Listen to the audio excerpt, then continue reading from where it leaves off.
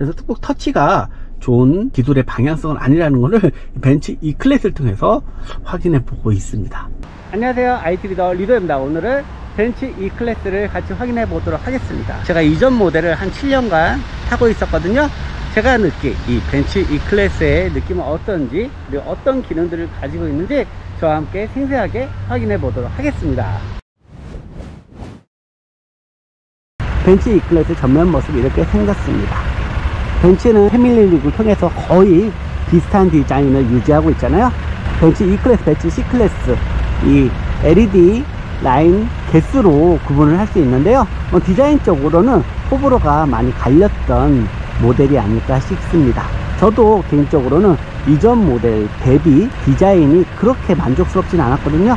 그런데 또 최근에 공개된 벤츠 E클래스 디자인도 마음에 들지 않더라고요. 아무튼 깔끔한 디자인을 가지고 있다는 점은 다들 공감하시지 않을까 싶습니다.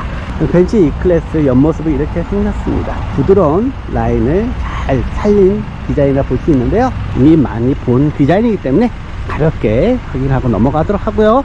뒷모습은 이렇게 생겼습니다. 전 개인적으로 이 뒷모습이 가장 마음에 안 들었습니다. 테일램프 부분이 너무 좁게 되어 있어서 차가 전체적으로 작아 보이는 느낌이에요. 그런데 최근에 또 풀체인지 되는 모델도 테일램프 디자인이 그렇게 만족스럽지 않더라고요. 트렁크 공간을 확인해 보도록 하겠습니다. 트렁크 공간은 굉장히 깊숙하고 넓게 잘 되어 있습니다. 옆에 보면은 이렇게 그물망으로 짜잘한 물건들 수납할 수 있게 되어 있고요. 그리고 아래쪽에 보면 손잡이가 있습니다. 이거를 들면은 이렇게 아래에 깊숙한 적재 공간이 있습니다. 그리고 이렇게 폴딩 박스가 제공이 되고요. 이 폴딩 박스 들어보면 또 안쪽에도 다양한 짐들을 실을 수 있게 되어 있습니다. 전체적으로 깔끔한 휴대를 할 수 있도록 잘 설계가 되어 있습니다. 벤츠 E클래스 운전석 도어의 모습입니다. 굉장히 고급스러운 디자인으로 되어 있는데요.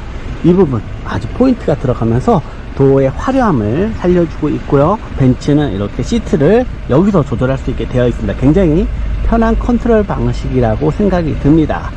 보통의 차들은 이쪽에 있는데 벤츠는 이렇게 도어에 있기 때문에 보면서 컨트롤 할 수 있고요. 세밀한 시트 컨트롤을 할 수가 있어요. 그리고 열선 시트 버튼이 있고요. 그리고 윈도우 스위치도 이렇게 도어 손잡이 안쪽으로 들어가는 유니크한 디자인을 보여주고 있고요. 포켓 부분은 음료수 같은 걸 꼽을 수 있도록 아주 널찍하게 설계가 되어 있습니다. 그리고 벤츠 E클래스 시트는 이렇게 버킷 시트처럼 허리를 감싸주게 설계가 되어 있어서 앉았을 때 느낌이 정말 좋습니다. 벤츠 E클래스 실내 디자인은 이렇게 생겼습니다. 굉장히 화려한 디자인이라는 호평을 받은 모델이잖아요. 전체적으로 우아한 곡선의 미를 살리면서 정말 아기자기하고 화려한 실내 공간을 보여주고 있습니다. 그리고 디스플레이를 잘 볼 수 있도록 이 부분이 위에가 아주 깊숙하게 처리가 되어 있습니다. 햇빛이 많이 지는 날도 화면을 선명하게 볼 수 있도록 한 배려인데요. 이렇게 아래쪽에서 보면은 거의 이렇게 지붕이 하나 있는 듯한 그런 설계를 보여주고 있습니다. 송풍구는 다 원형으로 처리가 되어 있습니다. 이런 디자인이 정말 매력적이죠. 벤츠 S클래스에 적용됐던 이런 디자인 포인트들이 벤츠 E클래스에도 적용이 되면서 우아한 디자인 매력을 느낄 수가 있습니다. 그리고 그 아래쪽에 내려오는 부분도 부드러운 라인을 통해서 우아한 디자인을 느낄 수가 있습니다. 공조 컨트롤 버튼들도 아주 누르기 편하게 잘 되어 있고요. 그리고 내비, 라디오, 미디어 이렇게 다이렉트로 접근할 수 있는 버튼들도 잘 배치가 되어 있고, 시계가 이 아래쪽 부분이 좀 내려와 있습니다. 기존에는 이 부분에 시계가 배치가 되어 있었는데요, 저 아래쪽에 배치가 되어 있고요. 그리고 이 부분은 이제 컵홀더를 사용할 수 있는 부분입니다. 아주 부드럽게 열고 닫을 수가 있습니다. 안쪽에는 USB 포트가 있고요. 그리고 컵홀더 2개가 있고, 이 부분은 무선 충전을 할 수 있게 되어 있습니다. 무선 충전 패드인데 그 길이가 좀 짧게 되어 있어요. 그래서 제가 아이폰 11 프로 맥스인데 이게 다 들어가지 않습니다. 그런데 무선 충전이 이렇게 돼요. 이 부분은 좀 신기하죠. 이게 다 들어가지가 않아요. 시대가 변했는데 이런 부분은 좀 아쉬운 설계가 아닐까 하는 생각이 듭니다. 그리고 그 밑으로 오면 다양하게 터치로 컨트롤할 수 있는 부분들이 있는데요, 위에는 이렇게 터치로 글자도 쓸 수 있고요, 터치패드처럼 사용을 할 수가 있습니다. 그리고 누르면은 선택이 되는 거고요. 그리고 홈 버튼, 트랙 넘기기, 그리고 이전 버튼이 있고요. 여기에서는 주행 모드를 바꿀 수 있는 버튼이 이렇게 있고요. 그리고 주차 관련된 버튼들, 그리고 조그 다이얼 제공되고 볼륨 버튼이 이렇게 다이얼 방식으로 제공이 되고 있습니다. 벤츠 E클래스는 이 화면에서 바로 다이렉트 터치가 되지 않습니다. 그래서 이걸로 컨트롤 하든지 아니면 핸들에 있는 이 기능 버튼을 통해서 컨트롤 해야 되는데요. 벤츠 E클래스 핸들을 보면은 기존에는 이 부분이 다 아날로그 방식으로 되어 있는데 벤츠 E클래스는 터치 방식의 또 컨트롤을 여기서 제공을 합니다. 이 부분이 굉장히 편하지가 않아요. 제가 사용을 해보고 정말 너무나 불편해가지고 아쉬움이 많았습니다. 그리고 이 가운데에는 12.3인치 대형 디스플레이가 적용이 되어 있는데요. 옵션에 따라서 여기까지 풀 화면으로 되어 있는 게 있고, 이렇게 아날로그 계기판이 적용되는 모델이 있잖아요. 얘는 아주 기본 모델이기 때문에 이 부분은 아날로그 계기판이 적용이 된 거고, 이 가운데 부분만 디스플레이가 적용되었다고 보시면 될 것 같습니다. 홈 버튼을 누르고 들어가면요, 내비게이션, 라디오, 미디어, 전화 연결을 할 수가 있습니다. 다이얼을 돌리면은 다양한 기능들을 선택할 수 있습니다. 근데 이거 보세요. 저는 선택을 안 했어요. 그런데 막 이렇게 그냥 선택이 되는 경우들이 있습니다. 이게 아무래도 터치하고 이런 부분들이 엮여 있다 보니까 내가 원치 않는 기능들이 실행될 때가 많아요. 저는 지금 누르지 않았는데 지금 이렇게 선택이 돼서 들어가고 있고요. 미디어를 선택해서 들어갔을 때도 보면은 미디어 컨트롤 할 수 있는 부분들이 이제 오른쪽에 배치가 되어 있는데 조작성이 굉장히 떨어집니다. 이런 식으로 여기서 터치를 해서 쉽지 않습니다. 그래서 꼭 터치가 좋은 기술의 방향성은 아니라는 것을 벤츠 E클래스를 통해서 확인해 보고 있습니다. 가운데 계기판에도 스크린이 있습니다. 이 스크린도 굉장히 선명하게 잘 되어 있어요. 핸들을 보면은 이쪽에도 홈 버튼이 있고 또 오른쪽에도 홈 버튼이 있습니다. 이 홈 버튼은 얘를 컨트롤하는 버튼이에요. 홈 버튼 누르면은 얘가 컨트롤 되는 부분이에요. 그리고 이 터치 버튼으로 이런 식으로 컨트롤 할 수 있어요. 굉장히 불편합니다. 그리고 이전키 있고, 그리고 이 왼쪽에 있는 홈 버튼, 또 여기 터치 버튼인데 얘는 이 가운데 이 화면을 컨트롤하는 부분입니다. 홈 버튼 누른 다음에 이런 식으로 여기서도 컨트롤 할 수 있는데 굉장히 선명한 화면을 볼 수 있는 거는 장점이라 할 수 있습니다. 그리고 블루투스를 이렇게 연결했을 때 앨범 아트가 나오지가 않습니다. 이 부분도 좀 아쉽죠. 하지만 이 대화면을 활용한 다양한 화면 보기는 굉장히 좋게 되어 있습니다. 시계 화면도 선명하게 잘 되어 있고요. 그리고 컨트롤적인 화면들이 굉장히 잘 되어 있습니다. 그래서 디자인적인 부분들은 확실히 벤츠가 신경을 많이 썼구나 이런 생각이 들고요. 그리고 내비게이션을 들어갔을 때 사실 벤츠 내비게이션 쓸 수 없는 내비게이션이죠. 보여지는 이미지 측면에서는 만족스러운 화면을 보여주고 있습니다. 이렇게 아파트들도 3D로 표현하는 느낌은 굉장히 좋아졌습니다. 하지만 목적지를 검색하기 너무나 불편하게 되어 있습니다. 목적지 검색해 볼게요. 목적지 입력 들어가잖아요.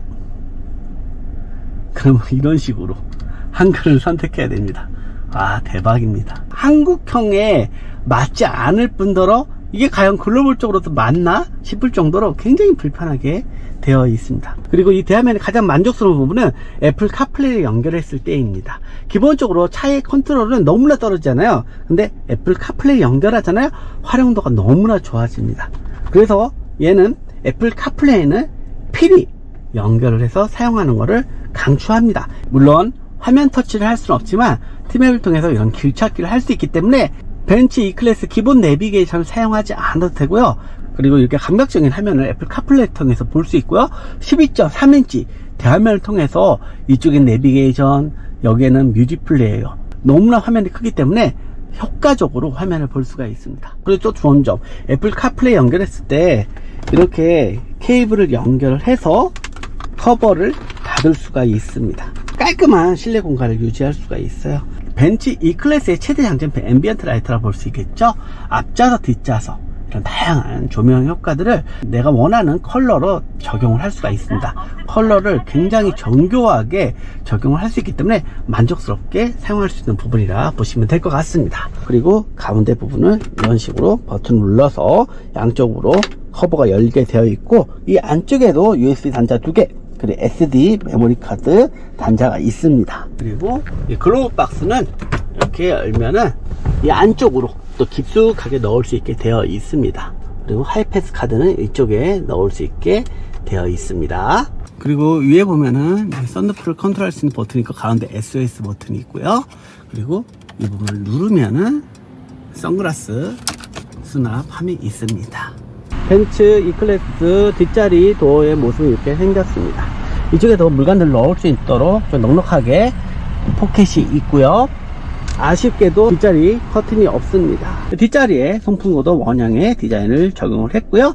이거는 잠그고 열고 할 수 있는 부분입니다. 그리고 아래쪽에 지거잭이 있고요. USB 단자는 없네요. 그리고 이 팔걸이를 내리면은 여기에 컵홀더가 있는데요. 이렇게 누르면은 컵홀더 두 개가 나오는 걸 확인해 볼 수 있습니다. 이런 식으로 컵홀더를 변신을 시켜서 사용할 수 있는 부분이에요. 그래서 각각 사용할 수 있습니다. 이런 식으로 해서요. 이런 아이디어는 괜찮죠. 그리고 여기를 열면 이 안에도 다양한 것들을 수납할 수 있게 되어 있습니다. 그리고 지금 제가 운전하고 있는 시트 포지션을 맞춰 놓은 상태인데요. 이 뒷자리 공간도 굉장히 여유롭게 되어 있습니다. 하지만 이 시트들이 약간 도톰하게 되어 있어서 공간이 완전 크다는 그런 느낌은 들지 않습니다. 차가 아무래도 벤츠 E클래스가 외관 사이즈는 큰데 실내에서 느끼는 부분은 그렇게 크다는 생각은 들지 않는 차예요. 우리나라처럼 실내 공간을 잘 뽑는 그런 모델은 아니기 때문에 벤츠 E클래스 선택하시는 분들은 그런 부분들은 잘 참고를 해서 선택하시면 될 것 같습니다. 그리고 주차를 보조하는 기능도 잘 되어 있습니다. 지금 주차 공간을 파악을 해서 주차를 할 수 있게 도와주는데요. 별다른 컨트롤 하지 않아도 됩니다. 이 주차 버튼 눌러주고요. 그럼 알아서 얘가 좌우를 통해서 주차 공간을 확인을 하게 됩니다. 지금 주차 공간을 확인했다고 나오죠. 이렇게 확인했을 때 후진 기어를 넣어주고요. 쭉 알아서 얘가 주차 위치를 파악해서 세워주게 됩니다. 그리고 주행 느낌이 너무나 좋습니다. 부드러운 승차감이 너무나 마음에 들었고요. 그리고 치고 나가는 힘도 여유로움이 느껴져서 마음에 들었습니다. 네, 지금까지 벤츠 E클래스 확인해봤습니다. 도움이 되셨다면 좋아요, 구독, 댓글, 알람 부탁드릴게요. 여러분 또 만나요.